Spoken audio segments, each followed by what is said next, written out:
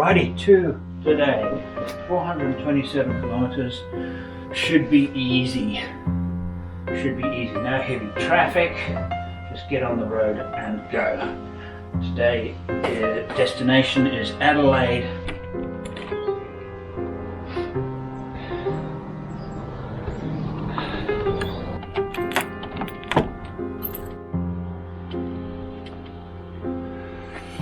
Today we have about 100 kilometers more than yesterday, which means actually quite an easy day.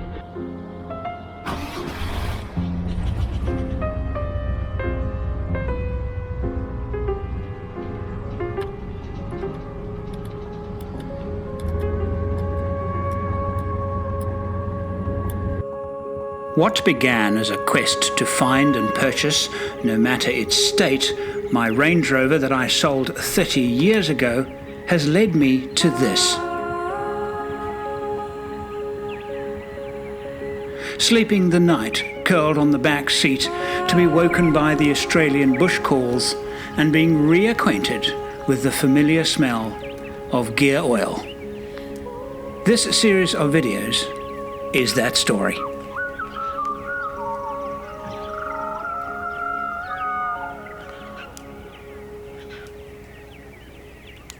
I'm Andrew St Pierre White. Join me as I share my passion for building four-wheel drive trucks and then travelling to the remotest parts of the world. These videos are made possible by contributions from Patreons. Join the Patreon family now. The inertia wheel in the seat pulls my shoulder down. Sometimes I have to drive kind of with my hand here to make it a little bit more comfortable. But these are small things. Really small things. Day 2 of my drive from Melbourne to my home in Perth in Western Australia in my 45-year-old Range Rover.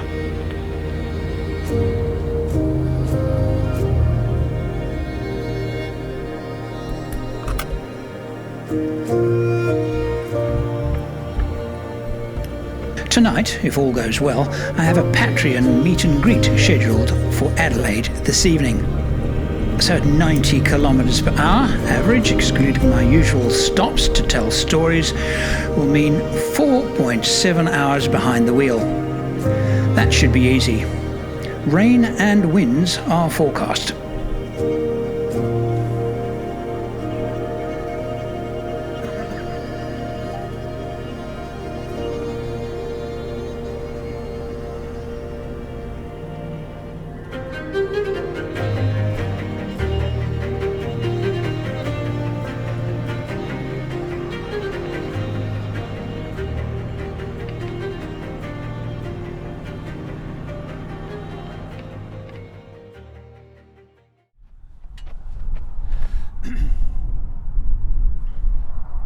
My first ever expedition in my own vehicle was in 1980, late 82 I believe, or early 83. I went to a place called Cozy Bay with my girlfriend then and 2 other people, and I remember I learnt how to drive in sand, but I had enormous difficulty driving in sand because, well, I had no experience in sand, and secondly, the books that I was reading at the time, and I remember very clearly Jack Jackson's four-wheel drive book. He was very big into Land Rovers and driving them in the Sahara and that kind of thing, and he was talking about sand, but he didn't mention dropping tire pressures even once. There was nothing in the book about lower tire pressures. And I remember it was a beautiful place and very, very remote. The tracks just wound their way through coastal forests and then down into dunes and up again. But I thought the vehicle did very, very well indeed, until we got trapped in a gully. And it was one of these, dips. You come over and you need a bit of oomph to get yourself up. And I didn't quite make it, but then I couldn't get up the other side. And we sat in this trough for about I don't know, a long time, half an hour or something, just trying to get the Range Rover out. And I know now that it would have been so simple had I dropped the tyre pressures. And that trip kind of set me up for, okay, now I know what I need to do in terms of packing, in terms of stuff to take, in terms of backup. We had no traction aids at all, not even a shovel. I think we might have had a toilet shovel, but I don't know. But we had nothing else, absolutely nothing. And I realized that this was not a smart thing to do. My second trip was in 1984, winter of 1984, and I drove into Lesotho. Now I'm now getting a fuel consumption of 14.5 litres per 100 kilometers.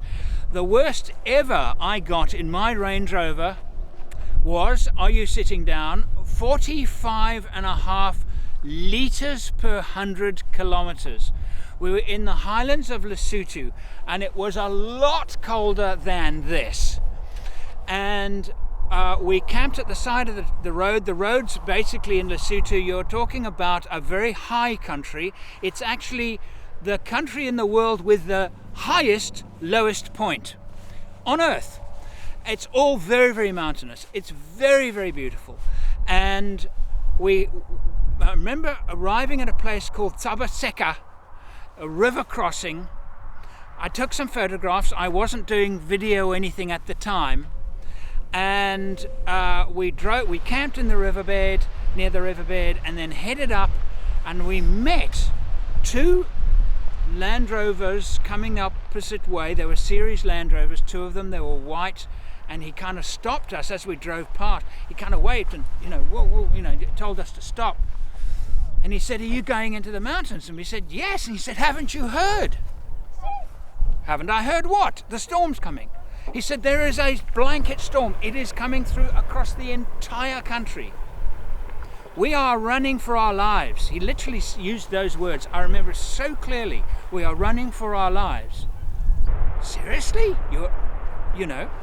And we kind of asked around and thought, well, I suppose we should take his advice, and off they sped. And then we realized that there was an exodus. There were a lot of vehicles trying to get out. The tourists were leaving. There weren't that many of us. There were actually very few vehicles in that area. But we realized, okay, it's obviously serious. We have to get out. We have to leave. Now, we had already spent a day driving through very, very difficult conditions, a bit muddy and very twisty, very windy, very twisty, very windy, and slow. As we turned around, so two hitchhikers arrived and said, we're trying to get out. We couldn't leave them there.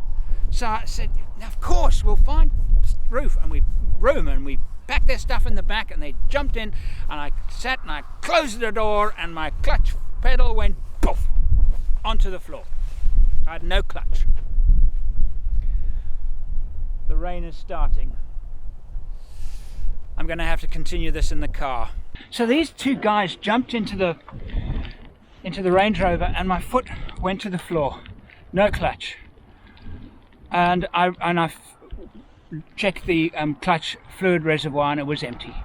So I used a little box juice straw to suck tiny amounts of brake fluid out of the brake fluid reservoir. I wasn't carrying spare, and put it into the clutch reservoir, and then climbed underneath to bleed the clutch. My girlfriend was pumping the clutch, and I was underneath.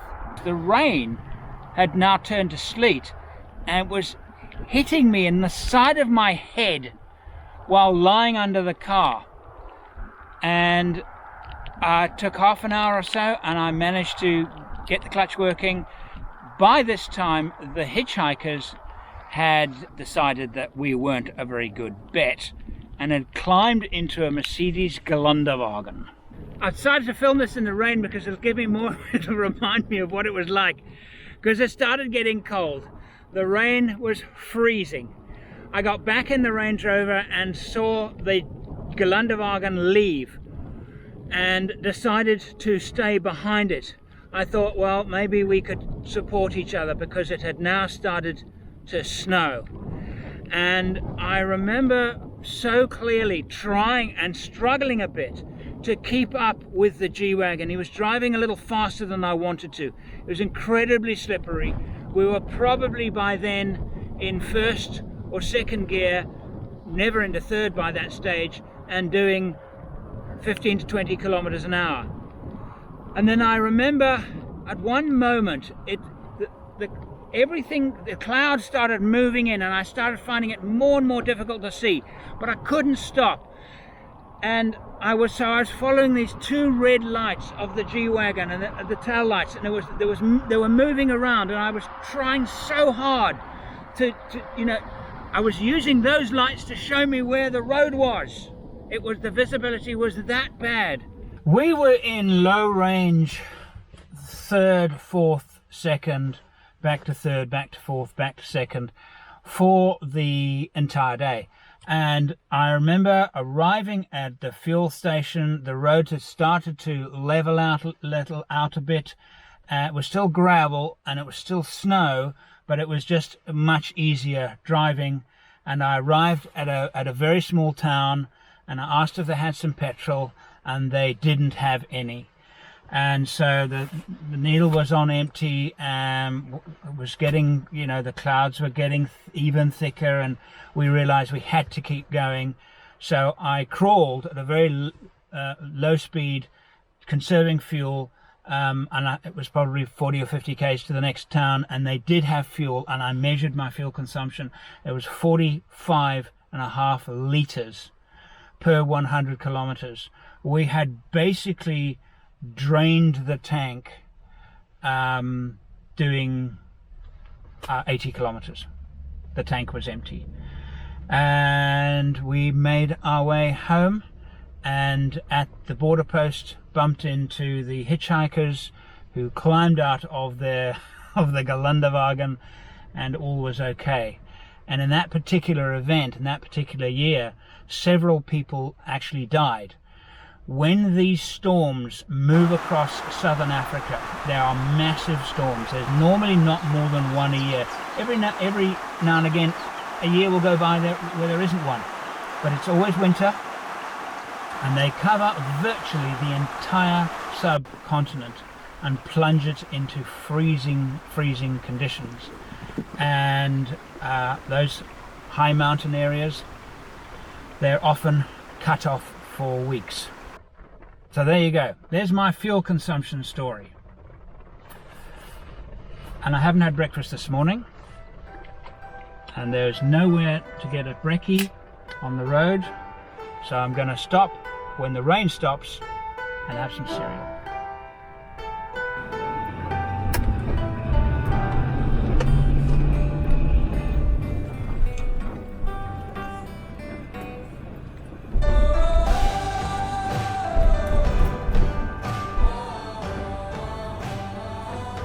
I'm quite fortunate, really. The alternative to this would be very high temperatures. I have no aircon and not much to speak of in terms of ventilation, so I'm pretty lucky. I don't think I'm going to hit hot weather until perhaps I get to Western Australia, but that's still 3 days away.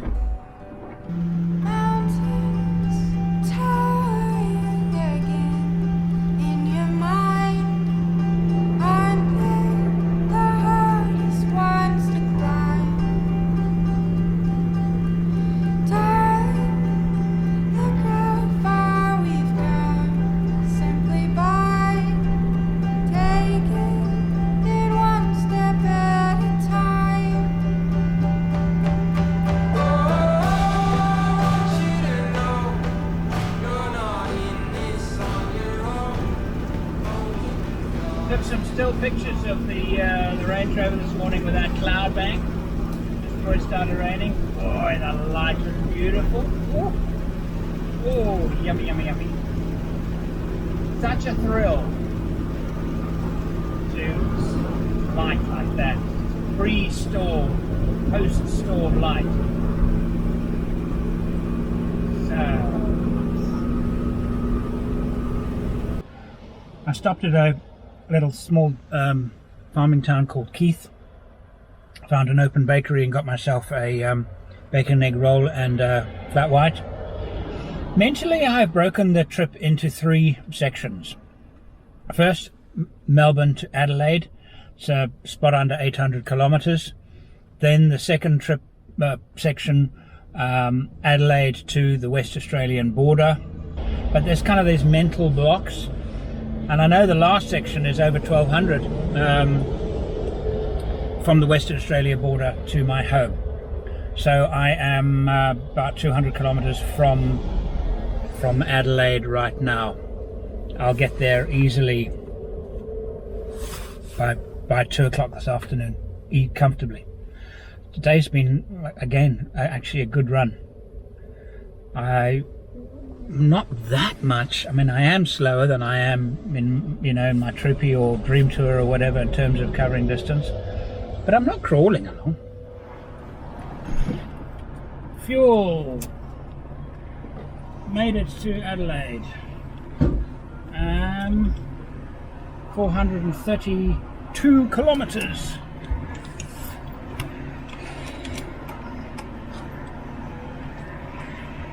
Worried about the brakes though.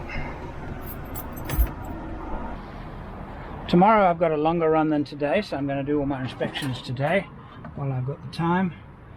And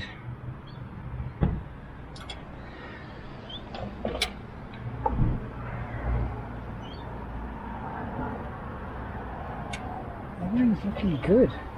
Everything is looking good. Everything is looking very good. So if it's pulling to the left, that means that there may be contamination of the brake discs on the right side. Yep, there is some. I can see it.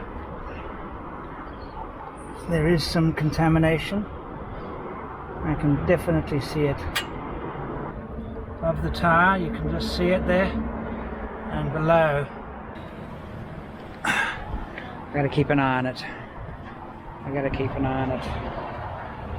It's a big job to change. It's not, I do have spares, and it's not a little job to change it. It's quite a big job, but it's a job that I can do, and it's a job that I'm familiar with. I really don't feel like doing it at the side of the road. And I'm certainly not going to do it now. It's not bad enough now. If it maintains this amount of loss, then I'm fine. But if it breaks completely and I lose oil from the axle, a lot of oil from the axle. If, for example, next time I stop, I start seeing signs here. You can see it here. Can you see that line there? Tiny. That's the start of it. That's the start of it. These little lines. A little line there, that's the start of it, of oil being flung by the wheel as it's spinning, oil, and now coming through here. So it is a worry. I just have to monitor it. I conclude the day with a very satisfactory meet and greet and dinner with my Adelaide Patreons.